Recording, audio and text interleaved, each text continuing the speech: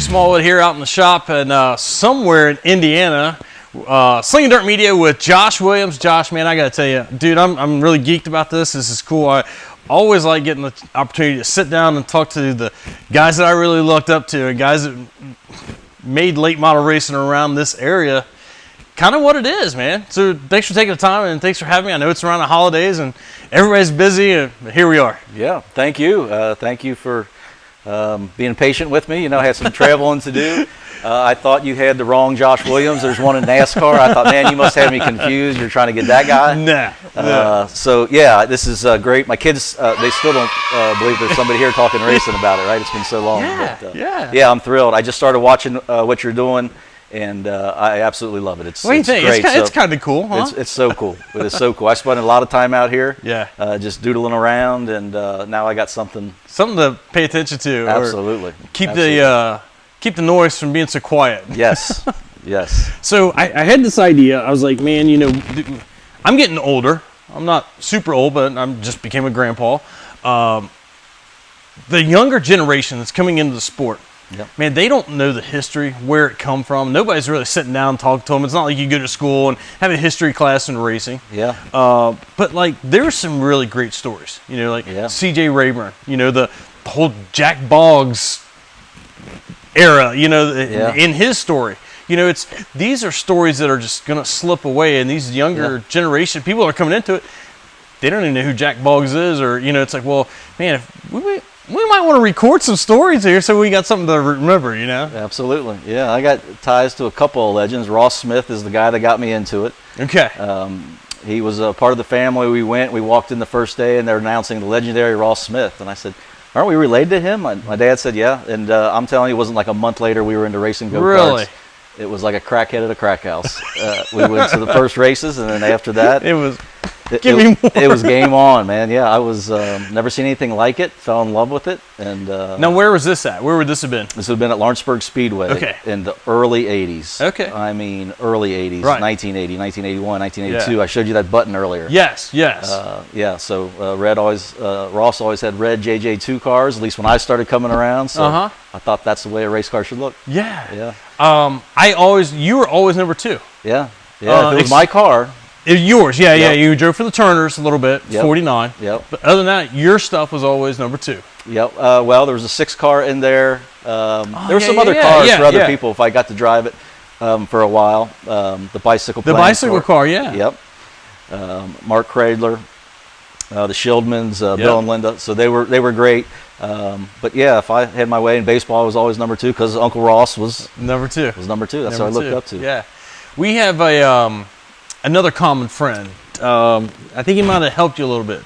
Tom Richards. Absolutely. Tom, I call him the hippie. The hippie, yeah. Yeah, absolutely. Yeah. Tom was a wonderful guy. I think Tom recognized in me somebody that wanted to race no matter what, and he wanted to be involved in it. Yes. And we had a span there that he was a godsend to me, right? I needed him in my life to kind of get me to that next step. Right. Like I said, I was going to race no matter what, and he had a time in his life where he could help me, and he did. He brought organization and maintenance and things that I had no clue about. I knew how to just go as hard as I could, which sometimes was good, sometimes was bad. But right. Yeah, Tom had a plan, and I get to spend some time with Tom. You know, he comes back and forth from the Philippines and here, and now he's helping Jesse and his son Austin. Yep. So I get to occasionally hang out with Tom, or occasionally we're on a project working on something together. We were working on a sink one time, and it was not the first time I ever worked on a sink, but it was one of those push button actuating things that really high end. I'm like, what the heck is this? And I'm sitting here trying to figure out, and the instructions is written in, I have no idea, Portuguese or something. I don't know. I'm like, Tom, does this make any sense to you? Next thing I know, me and Tom are sitting here on the floor under the sink, you know, trying to put this thing together and figure it out. And I'm like, I said, I really wish I'd have paid more attention in school. He said, well, if it makes you feel any better, I'm a retired mechanical engineer. Yeah. I mean, you're doing the exact same thing. I said, I feel much better now. Yes. So. Yeah, smart guy, man. Yeah. Very analytical and really helped. Yeah. Helped me. Yeah. So Mark Cradler too. You guys got Mark Cradler. Helping over Jesse's. Yeah. Mark, when I was with Bill Shieldman, the bicycle playing card, that was mostly Mark. Mark kept the cars. And did so much of the work. Again, just loved racing as much as I did. For a while, he kept one of Jesse's cars at his place. Oh God, just up above Sherryville, right? Yep. Yeah. I think I remember taking some parts or something up there a time or two. Yeah, great guys, man. Yeah, wonderful. It's like, it's the man. It's people like that in the sport. It's not always just the driver, but it's guys like that. Man, they're almost sometimes the glue that helps. Sometimes the drivers wouldn't be where they got to if they wouldn't have had the help. Totally 100%. So there's a guy in my life, Fudd. Some people know him as Sterling Maddox. Been with me from the beginning. Yeah. And if it wasn't for him, believing with me and sticking with me and coming out and washing the cars and doing all that stuff, there's no way. So I can remember, it wasn't my first win, but I remember it was like my first win at Florence, and we won. And I was genuinely so happy for these guys that put so much time and effort. I was, of course, happy for me. Sure. Competitive as all hell. Yeah. But it struck me, that these people put so much time, so much effort, and thank God they get rewarded with something. I didn't wad it up again tonight. Right. I didn't create more work for them. That's right. That was right. It was an easy night, and it just So all those people that come in and out of your life that make it possible, the other drivers. There's been so many guys that have been nice to me. I said earlier, 2 legends. So one, Ross Smith, in my eyes, best race car driver I ever met, and then Pat Patrick. My first late model, my man, was with Marion Martin. I was driving modifieds, and we were doing pretty good. Hey, let's team up. He wanted to get back into it, and the last guy that drove for him was Jerry Rice. Before that was Pat. So Jerry, for no reason at all, was very nice to me.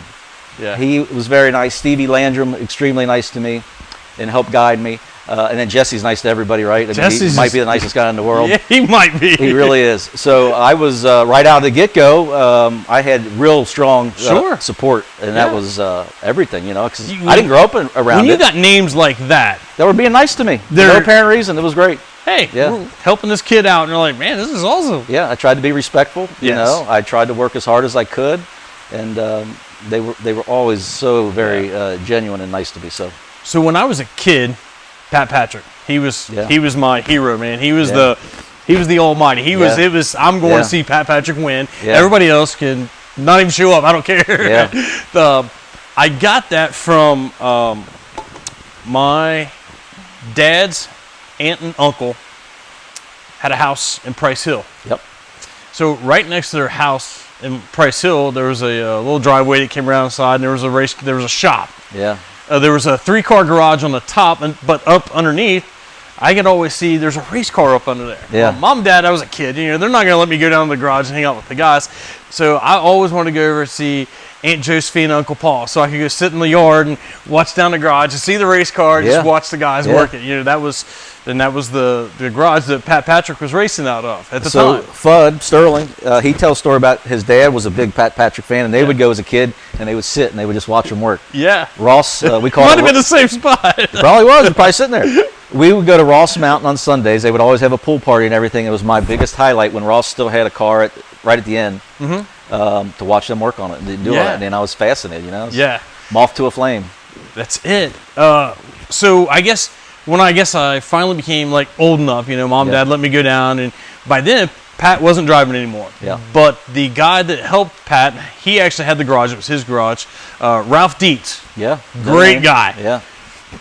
So by this time, he's helping Gary Engel. So now Gary Engel is racing out of this garage. So I turned 16. I've got driver's license, and now I get to go and hang out, and I get to help in the garage. So that's where I started getting my hands dirty for the first time on an actual car. That's cool. So that's kind of where. First time I met Pat, Marion and I were starting to talk. I was running the modified. We were doing pretty good, and at that time I was just coming out of playing baseball, college baseball player. So I was in the best shape of my life. So a modified, which you need to be. I could, I showed better probably than I was, right? Because I was just probably in superior shape. So anyways, things are going good. Marion is talking about doing a late model, and he brings Pat down to the Lawrenceburg after a feature win in a modified, and I got to hang out and drink beer with Pat Patrick, and how cool. And he was telling me the things I did right and what I could have done better, and I just won, dude. It was awesome. It was cool. That man, that was just. That was awesome. I mean, that's where I grew up, and then getting to see, Pat and Chuck McWilliams and those guys, that was the era I kind of grew up in, till it became the Jerry Rice, and then the Stevie Landrum, and the Josh Williams, and the Jesse Lay, and Rick Corbins, and it's like, man, the list, the names. Well, it was all them guys when I first started going. So I raced go-karts as a kid. Yep. I raced my ass off and did all that. My best friend growing up, Nick Neighbor, went the sprint car route. Yeah. He was an absolute stud. And then I quit doing it. I was playing baseball, and then I came back and I was racing modified. So then when I got into it, then it was them guys. It was the Green Boys. Oh, yeah. I remember him. Troy and Gary. Troy in Canada's car, coming to the bottom, sweeping to the top. I think it was a 7-Up car. So that's when I started going in to watch. So I got to learn about like Pat Patrick and Ross and all them guys. I saw Ross as a kid. Yeah. But then I, drifted away. And then when I came back, then like I said, Stevie being nice to me, Jerry being nice to me, Jesse's nice to everybody. It gave me confidence in it. I try to be respectful, of course, but. So what do you think of? I mean, obviously you raced in the old Lawrenceburg. Yes. You got reconfigured and facelift in 08, I think. Yes. Man, that's a facility. Yeah, it's beautiful. It's beautiful. Facility. I hate it for them, right? I wish they could take the fun of the old place. And the racing that was there, different kind of racing, Yeah. Bull ring, which is how I learned to race. And marry it with the facility they had, or do something, a compromise, right? If you could put Florence's raciness inside of there, or whatever they do. So I know Shane, but I haven't talked to him. I'm sure everybody's in his ear. I got to turn laps on the old track. Yep. I never got to turn laps. I mean, I was still racing, but just for whatever schedules didn't work out, I never got to race on the new facility, the new surface. Yeah, I did both. I like the old. Oh, you got to race on the new one? Oh, old and new, yeah. We went down there for the dirt track. Okay, yeah. A guy hired me to drive his car. We went down there. We were horrible. I mean, horrible.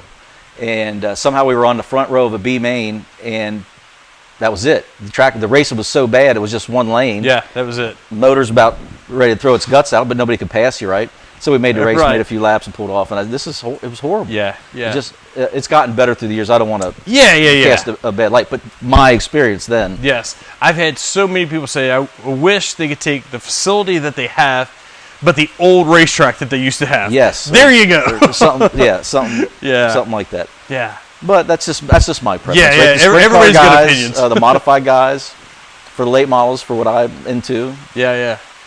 I've got a few. There's a few local guys, late model guys, that they're like, "Oh man, we love that track. We'll be there every time that they run late models." I'm like, "Wow, you really hate your engine builder." Yeah. Early on, if I was driving somebody else's stuff, bring it on. Sure. Right? The smarter I got, or the older I got, the less excited I was about fixing them. Yeah, not so much. Give me slow, slick Florence. Yeah. Oh man, those were the days. It's like, even I could get a little bit competitive when it was the black slick stuff, because you didn't have to have the biggest and the best of everything, I was the opposite. I felt like I was in good shape. I came from Lawrenceburg, what was just charge your balls off, you know? Yeah. And then when I got a chance to race a late model, we had to go to Florence. Man, that was not my cup of tea at all. And I remember we finally won a race at Florence, and that was a big deal. I mean, the biggest deal it could be. And Josh wasn't a jerk about it at the pay line, but he's like, yeah, big deal, it wasn't slick. Shit, man. Here, I thought I won a race, and you calling me out because it wasn't slick. Busting my balls, man. Here, I just thought I won one. Yeah. And then we finally won a race in the slick, and I felt that was a major accomplishment, right? That's it. It was great. So probably what I loved the most about racing is that sense of accomplishment. I had probably so insignificant. I had two B mains my very first year. Yeah. I'm like, I'm gonna win this B main. I've got this B main locked in the bag. And both times I wasn't taken out, but it wasn't very clean passed by very senior drivers. And I was like, what the hell was this? Yeah. Oh well. Earning your stripes, I guess. I don't know what they call it. I've got to the privilege to sit down and have a conversation with one of them at this table. I would love to sit and talk with the other one. Yeah. Because he's probably got some pretty good stories too. Yeah. Now them guys I'm telling you that were good friends of mine and everything. Now if I was in the way, if I was a lapper, they'd lay the wood to you, right? There's no real good friends in racing. There's just guys you talk to afterwards. Yeah. When the helmets are off, hey buddy, how are you? When the helmets are on, it's Get out of my way. It's game on. You got it. You got it. There was a... I got to get Audie's take on this. Okay. I heard there was a really good race between Rick Corbin and Audie McWilliams. Yeah. I mean, from what I was explained, and the first person I heard it from was Brad Greer. Okay. Brad's like, man, these guys are throwing sliders, and they're back and forth, and they're trading paint the last 5 laps, and they come to the line, and it's dust in the air, and cars are upside down, and they land all in tangled mess down in turn 1, and they get out and they're all over each other, and like they're announcing there's a fight down in turn 1, security, and they're down there hugging it out, man. They just had a blast. And I'm like, what? So I want to see what Audie's take on it. Was it were they really that friendly about it? I wasn't there that night. I've heard about it. I've raced against them both. I have my own theories. I'll leave it at that. We'll leave it at that. Yeah. So tell me about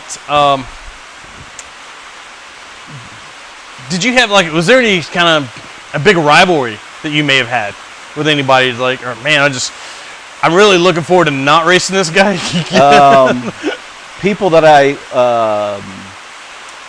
like a rivalry, not between me and him so much, but there was a guy that owned the car that I drove. Okay. And for me and Jason Jamison, it was like a rivalry. Okay. We won a championship in 2011. We should have won it in 2010. Okay. Had a flat tire the last night, the last lap. Jason goes on to win it. So I love Jason. I think he's great. I'm a huge fan of his. He's a wheel man. He is a wheel man.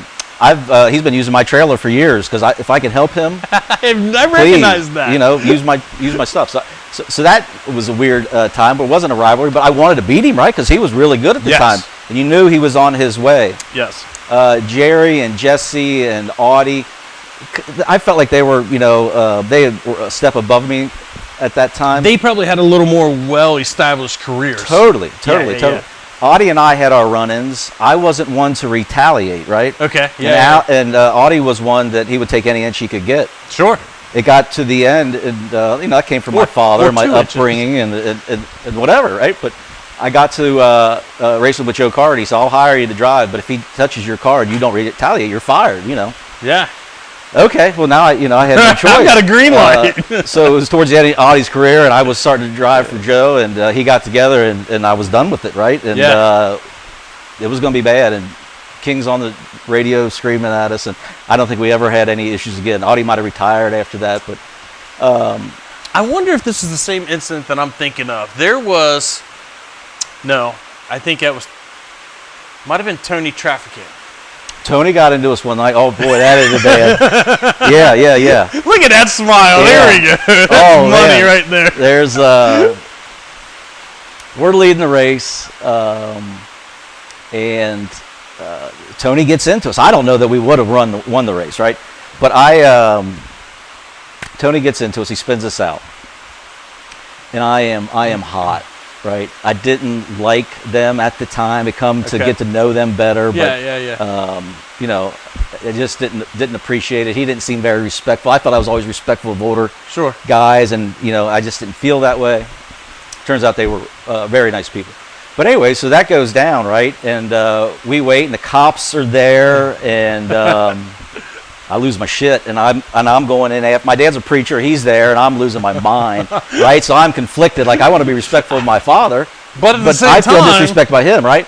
So they're peeling me off of there, and then some other stuff happened that I wasn't a part of. Let's just say that I had to call and offer to buy all new tires for their rig because they somehow got flattened. And really, yeah, it was a bad deal, this man. Is bad. It was a bad deal. Holy cow. Let's just say somebody that was associated with us did not take kindly to it. So my father lost his mind. You can't act that way. And I was almost like, what, screw them. I don't care. But I had to pick up the phone and call Larry Traffic. I said, listen, I heard what happened. I didn't know it happened at the time, right? But somebody went through and flattened all their tires and didn't just flatten them. I mean, put holes in them. Wow. So I called him. I said, listen, this happened. I'm responsible for it. I know I'm not going to tell you who it was, but I'm responsible for it. I said, that's a pretty stand-up thing to do. Well, my father, this is what you're going to do. Yes. That's just the way it is. Yeah. He said, you know what? I got a good insurance. I appreciate you calling. Don't worry about it. Yeah. So, man, okay. So we moved on with it. But yeah, that was a hell of a night, man. We're on the way home. I said, you did what? Yeah, I took the valve stems off. I let all the air out of it. And I was thinking, well, they can just put the valve stems back in it. So then I went back. Yeah, not good. And moving on. Moving on. Yeah. This is probably. I hope I get a chance to sit down with Audie. I've mentioned it to him. Yeah. I know Audie's got some stories. He has to have some stories. He was so good and drove through so many people through so many areas. Yes. And having his father and his brother, please, I hope he does get on. Yeah, I do too. I like Audie. I just didn't like the way he raced at the time, right? He was, one of those guys that he was all in. Full send. Oh, there's a lot of us that are all in, Yeah. I think it was, you mentioned Josh giving you guys the grief on the radio. Yeah. I hear he's quite good at that. Yeah, there's times. Where he'll get his point across pretty quick. Like that. Yeah. So I think. And then you realize he's got the best playground in town. And, you don't want to mess that up. Yeah, kind of. If I remember what happened was I feel like maybe Audie and Tony might have touched one week or something, and Tony went around. And then the very next week it was the other way around. Audie didn't take too kind of it. So Audie was sitting on the track just waiting for Tony to come. Yeah. And Josh said something on the radio. I didn't have a radio in, so I can't say, but that's why I want to ask Audie. I heard that he said something to the effect of, Audie, don't even think about it. Take it like a man. Yeah. And Audie just pulled right off the drainway. Yeah. Oh, my God. That sounds right. That sounds right. It sounds right on. I don't remember how I got home last night, but that sounds right. That sounds just about. I could hear him doing it. Yeah. Yeah. Man, a lot of good racing over there. Through the years, I just felt, privileged to be a part of it. Honestly, Sure. So much fun. Is there any particular part of it, or I don't know, track particular? What's the biggest thing? What do you miss the most about it? Competing, getting done at the end of the night. Yeah. And just knowing, looking in the mirror, like I gave it everything I had. I prepared as much as I could. Yeah. I gave it everything I had, and just that satisfaction. Right? You left it all on the track. Well, everybody that did it, I think, maybe 90% of it, right? Yeah. Some people go to have fun, whatever that is. You're right. I don't know what the hell that means. They go to have fun. I can't even go to the go-kart rental place and just have fun. Fun is competing. That's how that's how we went about it. And which I heard you were really good at the go-kart place down in Lawrenceburg. Yeah. I heard your name was not there for a long time. So that got real competitive. We would go down there in the winters, and it got real competitive. So I was lightweight. I had raced go-karts back in the day. That's how I had started. So that was an advantage. And I was always in really good shape, and I had a knack for go-karts. So there was a lot of nights I'd come out of there on the good end. And I wasn't as good a race car driver as some of these guys that were there, but I was better at that time in the go-karts. Yeah. So I that was a little sense of pride for me. It was a lot of fun. I got to go one time to a place, not the Lawrenceburg place, Full Throttle over in Sharonville. Yep. I was this is probably 8 or 10 years ago now. Sitting there, I had the house to myself. I'm going to get to sit here and have my own little Daytona 500 party. I got my snacks and a couple of beers. I'm ready for the afternoon, right? All of a sudden, it starts raining in Florida. Imagine that. Yeah. So I'm like, well, now what am I going to do? Scrolling through Facebook, get a message from Joe Janowski. They're doing a... I remember Joe. Yeah. They were doing a, I can't remember what it was called, but it was an event, a race. It was like a 6-hour enduro race, but you had to change drivers. You had a 4-man team, and you had to change drivers every so often. He's like, man, one of our guys just bailed. He says, we're down to 3. He says, I need somebody. He says, you're close, right? And so I think I got the invite because I was close, just by default. I'm like, yeah. So I can be there in like 20 minutes. He's like, great. He said, the driver's meeting starts in 15. I'm like, all right, I'm on my way. Hey, take notes. I'm on my way. Yes. So if you noticed, I keep my helmet in my van just in case. That's funny. If I ever got to fill in, I'm ready. That's great. But it was a lot of fun. And again, like you said, that gets competitive. Yeah. Oh man. So we go and we have fun. I got 2 of them back there. I call it my own little IROC series. They're prepared, almost identical, and we go and we have a lot of fun. Nobody's been hurt yet, but. What I love is somebody shows up and they think they're the badass of the go-kart track, right? And then you go, and sometimes you get whooped, but I still, I like going out there and if you can, putting on them. And, I was recently privileged enough to get to go and race with some very big names that are currently racing, and my time may have surprised a couple people. That's cool. That was cool. Pretty. I'm just going to leave it at that. But I was pretty happy with that. That's right. The stopwatch speaks for itself, doesn't it? It does. It really does. So I turned some heads. Yeah. It's like, really? I'm like, yeah. I'll tell you something I don't miss. I don't miss wash day. I don't miss it at all. You know, I just, golly, I mean, that's when you know you're committed. You're out there on Sunday after wrecking it and you're washing the damn thing and all that. I miss the competition. I miss, the friendships of all them guys, right? I kind of, I watch it and I stay tuned, but I don't go to the racetrack that much. So I don't, I can text all them guys and keep up, and I do on the holidays and stuff. Yeah, yeah. You know, I miss the camaraderie. Yeah. I miss the nervousness of the anticipation. Being strapped in, waiting for hot laps to start. I miss that. Yeah. So you probably would fall under the era where both kind of came in and had to play. Obviously, money's a big factor in the sport, but back in like the 80s, money was pretty important. Yeah. But it was a lot more, I feel like, ingenuity. Yeah. Back then, you didn't always have to have this device or this. That's a great point. I'm glad you brought that up. When I started racing modified, so I went to school to be a baseball player at that point, right? Where'd you go to school? I went to school to Eastern Kentucky University and played baseball. And I was also involved in racing, so I wanted to be a mechanical engineer. Well, they didn't have mechanical engineering. All right. So they had engineering, physics, and math. So I have a degree in engineering, physics, and math, all just so I could apply it, to the race car. So I got involved in the modifieds, and it was still store-bought stuff, right? Right. So I went to Will Wagner, and he scared the shit out of me. He's such a big man, but he was so nice. And he gave me the right lowers that I needed, and we did all the geometry ourselves, and we all laid it all out. And so that was, part of some of the, success. I was in good shape, and kind of had an understanding of some of the mechanics. Now everything is bought. So they didn't, even in the late models, when I got going with Marion, he had some old Dramey engines, right? Mm-hmm. So get them freshened and go, and you could buy a Rayburn car. Rayburn, thank God for him. Yes. Because he got so many people involved. Yes. And then he liked me because my dad was a preacher. He felt that maybe brought him closer to God. I don't know, man. But if we wrecked one, hey, come get one. How much money you got? $500. Okay, bring it with you. Make it work. Yeah, and he made it work. So that was still in that time. Yeah. Couple things really soured me on the racing, man. We went to Eldora one time. We would try to always go to Eldora. Sure. We were competitive in the Sunoco races. Never won one. Could have maybe. Won a lot of heat races and sets fast time. All that stuff. Go to Eldora for a big race, man, and I'm smooth, hammer down, and roll a great lap. Yes. And I look up, and I'm thinking, I don't know, 17-0 or something, okay, and say it's 69. Okay, man, that's a good lap. I feel good about it. And I'm out pretty early. Yeah. Shane Clanton goes out. He's on, not to pick on him, he's on and off the throttle. He's in and out of the fence, and he's 2/10 of a second quicker. We're not playing the same game. No. What are we doing here, Yeah. So that was beginning the end of Eldora for me. And then all of the tire soaking and cheating. I'm not against cheating. I'm all about it. Free cheating, building the bodies, trying to manipulate that, that kind of stuff. I ran a weight jacket. I'm not against it. But when all that stuff, the time and effort is a big thing. And then I started having kids, and I'm the tire guy because I'm too anal to anybody else doing it, right? Right. So I was on my soapbox in one of them drivers' meetings, let's do something. And we started adding $1 to everybody's fee. And again, it's bad for the sport, the time, the effort.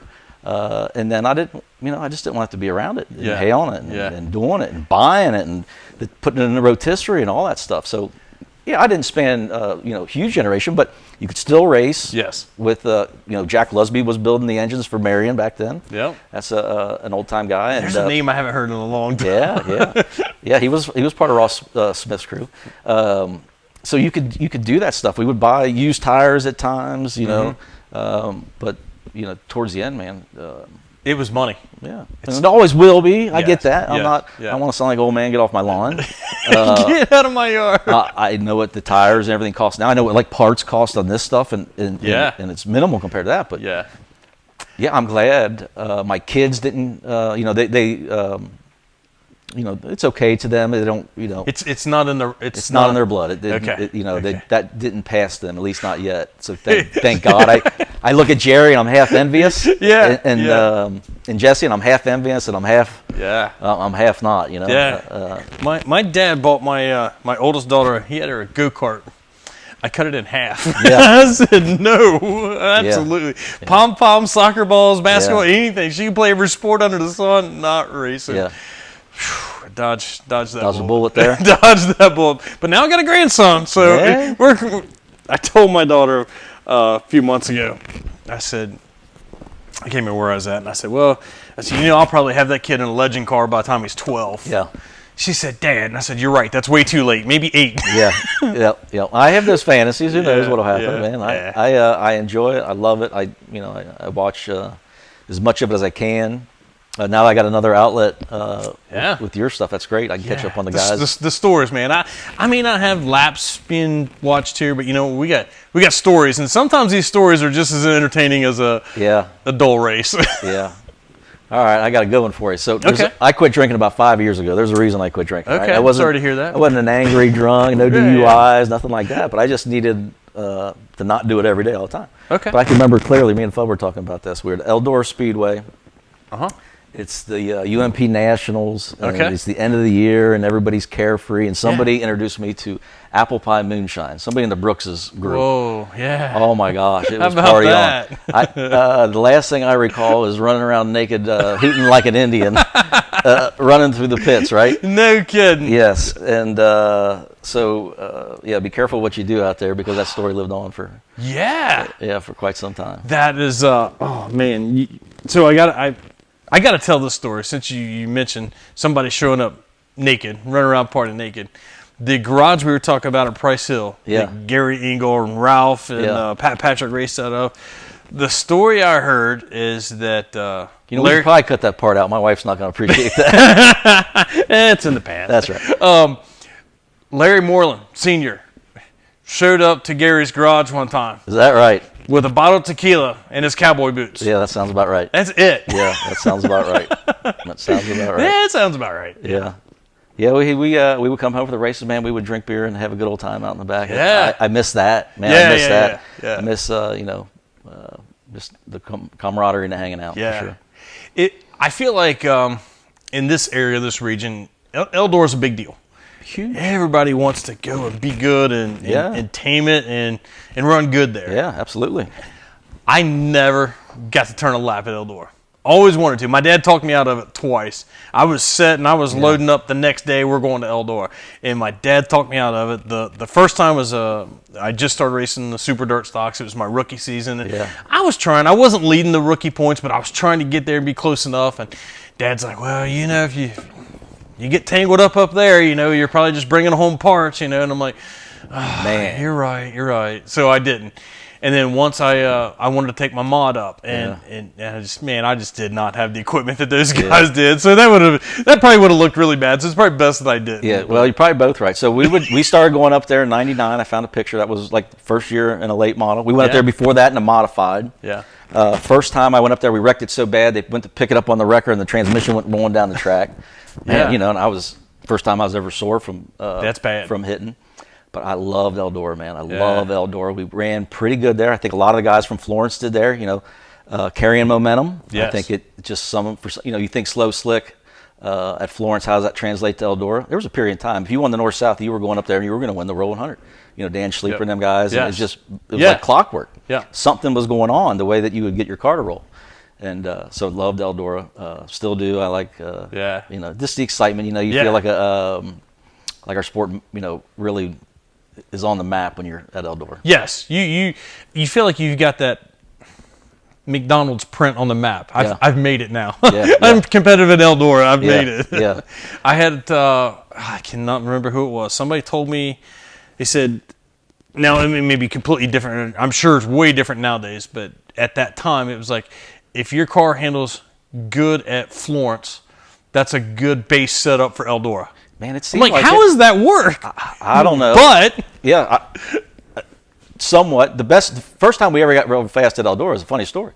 We're at Florence, and it was a big race. A kid named DJ Myers comes in out of Pennsylvania. He'd really been running good up Number there. Number 70 car. Yep, 70. And coming out of turn 4, he hooked me and sent me into the fence. It was an old Rayburn car, and it bent the J-bar, and it bent it the other way because those came on from the other side. So it bent and moved the rear end to the right. Mm-hmm. So we get done with that. We didn't know much about cars at the time, right? We were just starting in this late model stuff. Well, if that really frees the car up. We go to Eldora, we set fast time, won our heat race. I'm like, what the hell is going on, man? We got our shit together, right? We're on the ball. Yeah, like I knew we were starting to get fast at Florence, and then we had this wreck.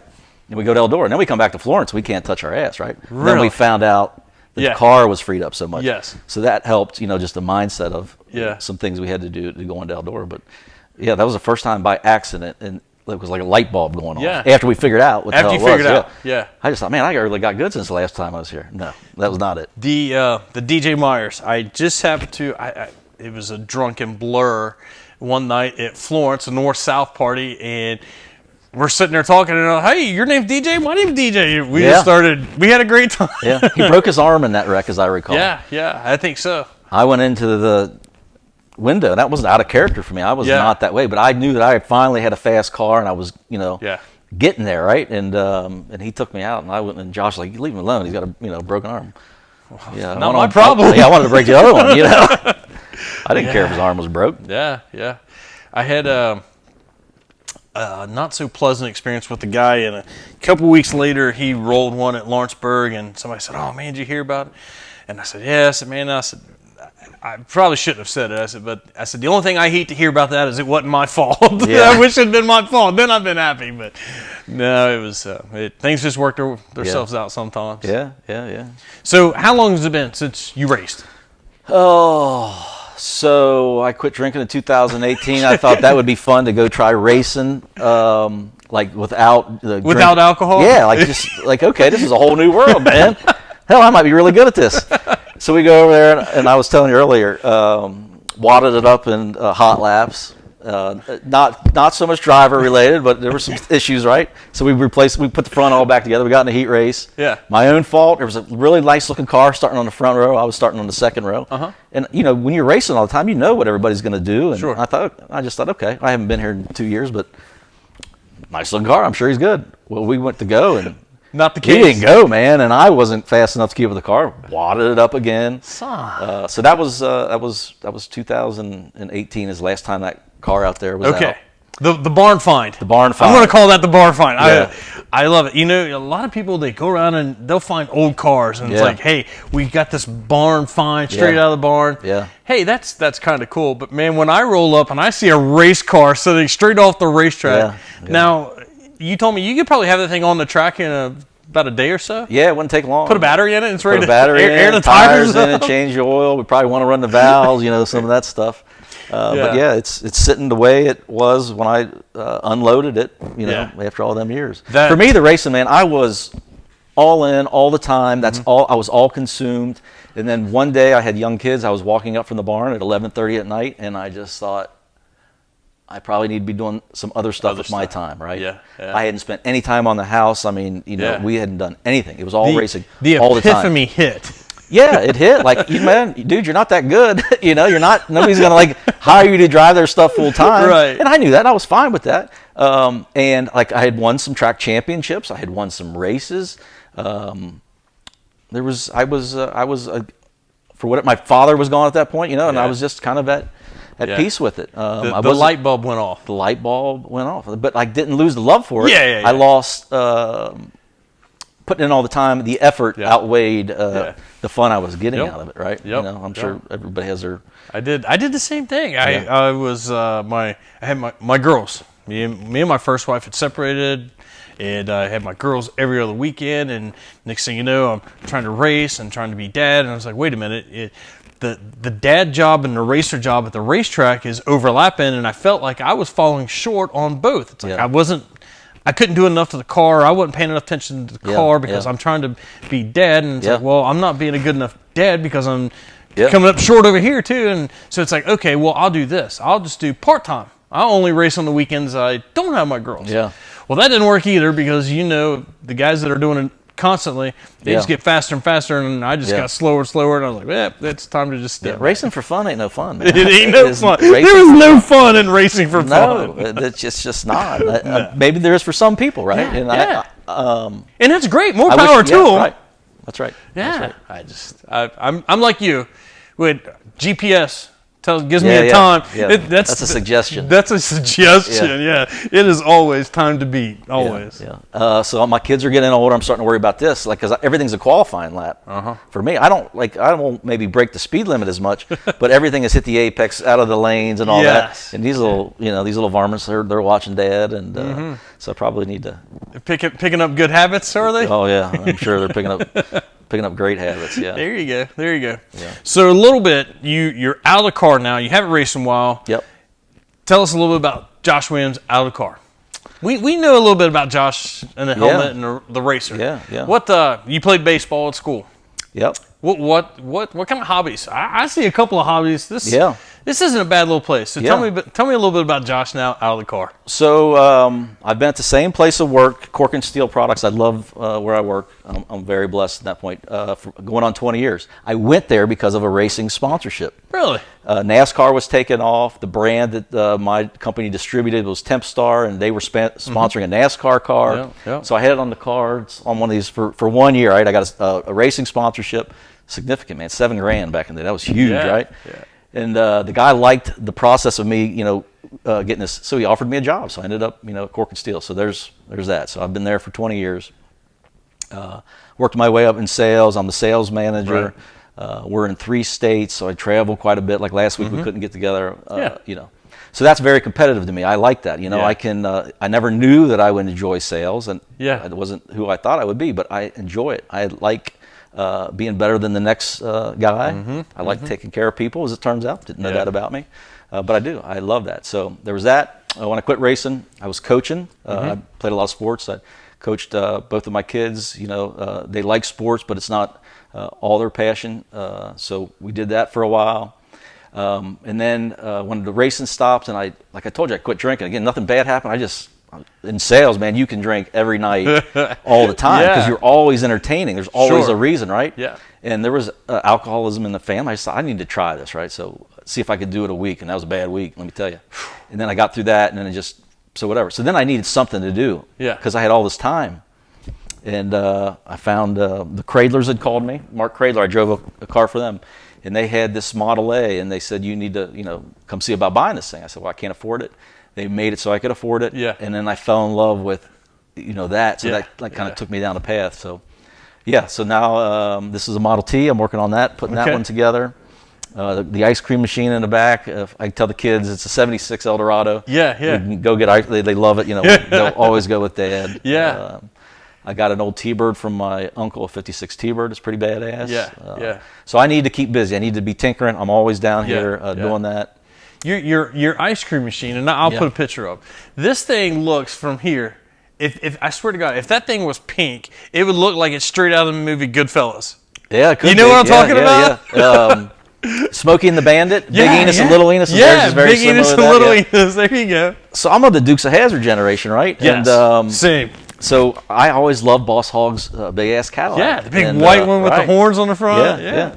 When my dad passed, he had a 94 Corvette. Dad never had any money, but he always wanted a Corvette. Yeah. So my mom let him buy a Corvette in retirement. Yeah. And I wanted to buy that. I wish I would have, but I didn't. And she said, you can't, you got these kids, what are you going to do? So then that's when I turned my, attention to that. So the ice cream machine. So the ice cream machine, The neighbors love it. They'll call me and we'll go cruising around. No kidding. We have a good time. So I got some old stuff out in the barn. Stuff to tinker on. Stuff to tinker on, man. Yeah. I enjoy it. I like to learn. I'm a lifelong learner, I've discovered, so I like taking things apart still. Yeah. When I was racing, I was just the setups and bodies and all that, and I was very focused on that. So now I'm, taking rear ends apart and engines apart. I helped build the engine in that. That was very satisfying, Sure. Figuring out how to do That's all cool that stuff. Yeah, it was cool. That's cool stuff. So amazing to me is, like, as fast as I always wanted to go, like, I'm starting to enjoy going slow.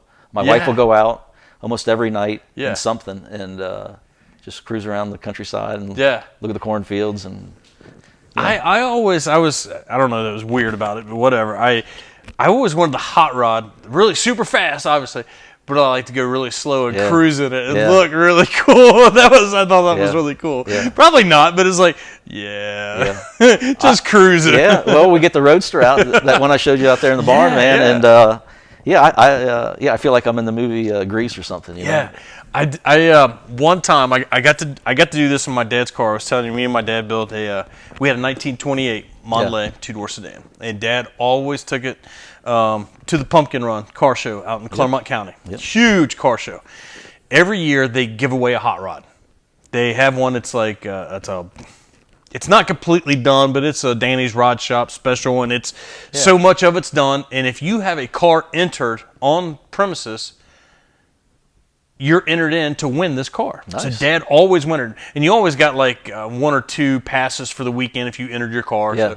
So Dad always had his car entered in, and he's like, I can run home, get it, and bring it back, and it's on premises if I win. I'm like, okay. One year I talked him into that. I said, but Dad, let's just trailer it over and let's take it in for a little bit, and I'll drive it back out on the trailer, Yeah. So on the, I don't know what gate it was, if it's like the south gate or whichever, well, the road, I think it's maybe 133 that goes toward Goshen or whatever.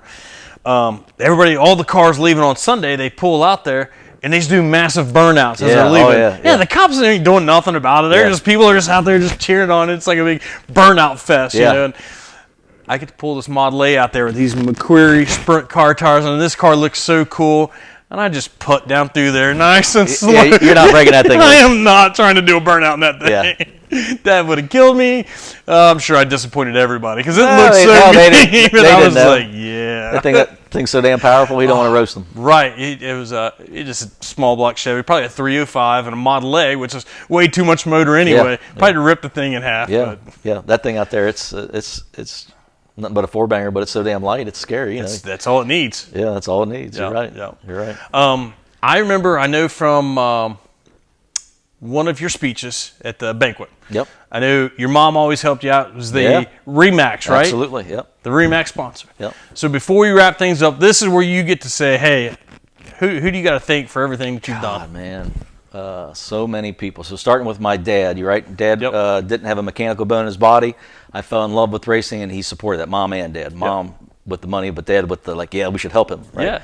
Yeah. So my mom and Dad, my Uncle Ross for getting me into it.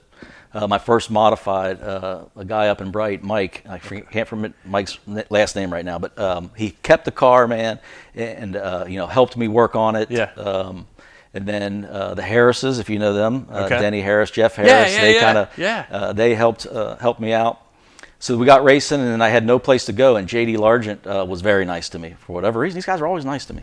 You didn't have to race him, did you? Oh, hell yeah, I did. He was tough on the racetrack, don't get me wrong, man. Yeah, he might. I remember when we put a weight jacker in my modified, and I think he knew it because he hopped in my car in staging, and he's just like looking around like, first off, what are you doing in my car? Get out, Yeah. And don't look at that weight jacker.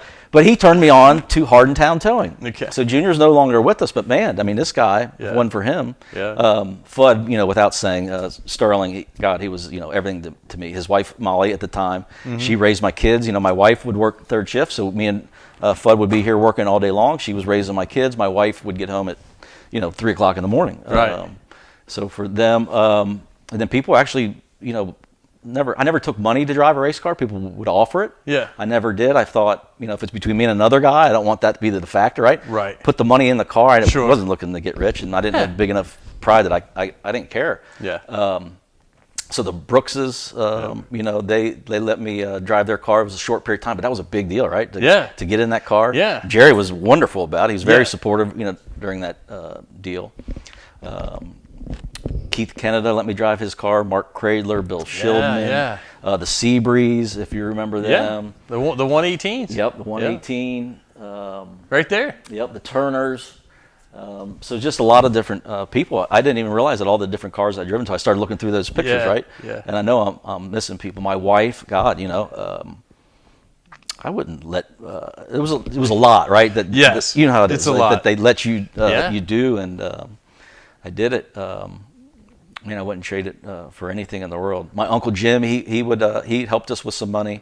My mom, for sure. Joe Carter, he owned a car for quite some time.